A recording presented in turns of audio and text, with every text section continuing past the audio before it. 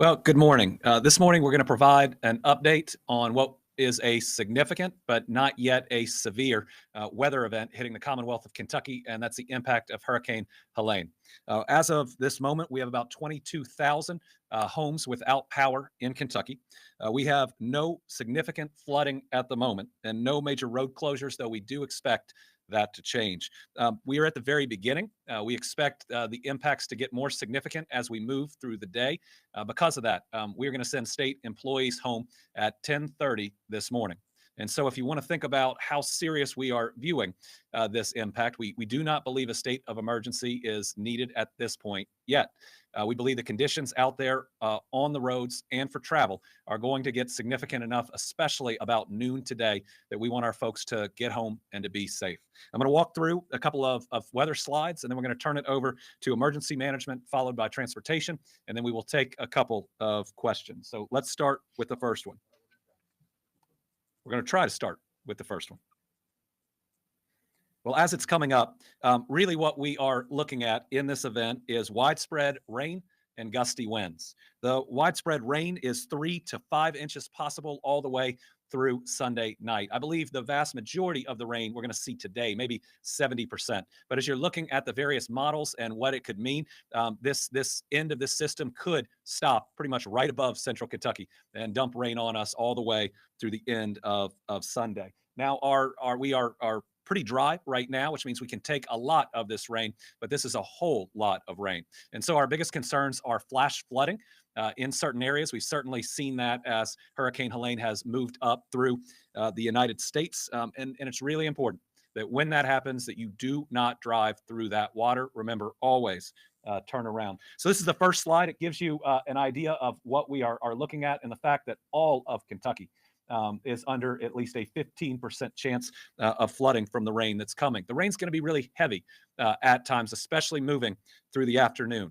Add to that wind gusts of 40 to 55 miles an hour, really starting about noontime for much of Kentucky, and we'll get to that. So just think about the fact that heavy rain and gusts that could potentially reach 60 miles an hour can be very treacherous on the roadways. Now, that is enough to move most cars. That's enough to move some tractor trailers. So one of the reasons that we're sending state employees home a little bit early today is not wanting them to be on the roads during that period of time. If you do choose to do that, be careful. No texting, no phone calls. If you're out in the middle of this, we need your 100% attention while you're driving for your safety and for the safety of those around you. Minor flooding is possible today, and we also believe that we could lose some trees, which could definitely impact power across the Commonwealth. So certainly a chance for some minor flooding, a chance that we lose power, a chance that we have trees fall over roadways and create treacherous conditions. Our main concern right now is the condition for travel on the roads during, especially later today. If we look here is the map of where we have those power outages. Laurel County right now being one of the most significant, Hardin County as well. We expect this will go up and down throughout the day. When crews can get out there, certainly we'll see it go down. Though remember, sometimes they have to turn off the power to neighborhoods to get something fixed, to get it back on for more folks. Let's move to time of arrival. We can move to this gives you an idea of when the biggest amount of winds is going to come through Kentucky. Again, we're really seeing noon as the time that we think folks should be the most concerned. How heavy these winds are is going to depend if we get any sun or not between really this first band that's come through and the next one that's coming. It doesn't have to be a lot of sun. If it clears even a little, then we're looking at those gusts of 60 miles an hour. If it doesn't, then hopefully those winds will be less and there will be less danger that's out there. Now, normally when we talk about if the sun comes out, we're talking about tornadoes. There is a low chance of that in this event. That is not our major concern. Our major concern is how big these wind gusts can get for folks that are either outside or traveling. And so now is the time. If you have a little break in the weather, if you got any patio furniture or anything outside, you want to bring that in. You also want to be careful about being out there, walking the dog and other things when wind is that high and when the rain could hit as much as it is. Again, look at this slide talking about 45 to 50 mile an hour winds. If those are regular winds, that's dangerous in and of itself. That gust to 60 makes it even more dangerous. The strength, again, depends on what we're going to see here over the next couple of hours. that last one is what we're talking about. The travel and high-profile vehicles will be difficult, especially on certain roads. Let's hit the next slide. So again, this talks about the level of wind that we're seeing. This one mentions the power outages that'll certainly be possible if we lose a lot of trees. Again, that could impact travel on a lot of our roads as well. Let's move to rain accumulation.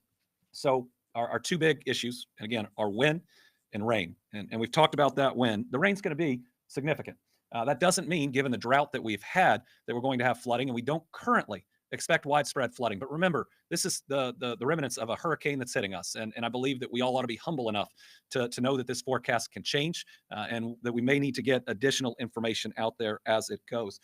If we're worried about flooding in anywhere, it's certainly Green and Cumberland River basins. But again, it shows that a large part of Kentucky will get a significant amount of rain. Flood watch is in effect for a large portion of Kentucky. That means you should be on alert, especially if you're in areas that tend to flood. I'd end by just saying the most important thing, if you're out there and you're driving, is do not drive through a flooded area. That's how we lose people.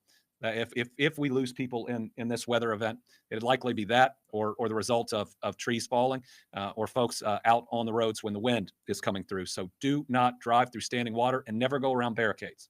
You know, if somebody is taking the time to put barricades up around a flooded area, it means that your car or your truck will likely not make it through. So please never go around those. I'm going to turn it over to Eric Gibson. First, he is our Director of Kentucky Emergency Management. We'll then hear from Mike Hancock from Transportation, and then we'll take some questions. Good morning, and thank you, Governor, for the introduction and the information that you shared with the viewers today. As we, discuss this event, that it's an incoming storm, and we're starting to see the effects of this hurricane. It's good to know that we have made these preparations in advance of the storm. We knew the storm was coming. We're continuing to get updates regularly on every 2 hours. The National Weather Service is providing us the most current information that we can to be prepared to respond to whatever threat comes to us. And as you hear, this information is getting updated regularly. The power outages have surged just in the past hour from what they were just a little bit earlier today. Like the governor mentioned, over 20,000 outages already. That number will continue to increase. The saturated ground, bringing the trees down over the lines, we've got some real risks to be concerned about. The Emergency Operations Center is operational. It's staffed and will be staffed throughout the event, just like we should be. Our staff are already there. They're monitoring. They're working with the Weather Service. We're working with our local partners. Many of our local fire and rescue departments have been contacted today, yesterday. As we build these rosters for the teams, we're ready to deploy if needed. Anywhere across the state, we have members that are ready to come to your aid. We also worked with our state police friends and our National Guard friends to have our air assets available if that becomes a necessity to get people to safety. So we're preparing our assets. We make sure that we're ready to respond to whatever the threat may be, and we continue to be staged and prepared to help that local agency, whatever the local event is. We're there to assist them. We have our state partners already invited into the Emergency Operations Center with the Energy Cabinet, the Transportation Cabinet. We're working with our state partners to be that agency that you expect us to be to coordinate that response. Our level of preparedness right now is just being ready to respond. We're not actually in the act of sending anybody out to anything. We're waiting for that call to come in. So as we continue to be there, your local emergency management agency is there to help you. Your local first responders are there to help you, and we're there to assist them if that need becomes a state level need. So the Emergency Operations Center is open. Our warning point number is posted on our website. If you need us for anything or you need to report any damages, please feel free to call that number that's listed, and we'll be glad to assist you any way we can. Thank you very much.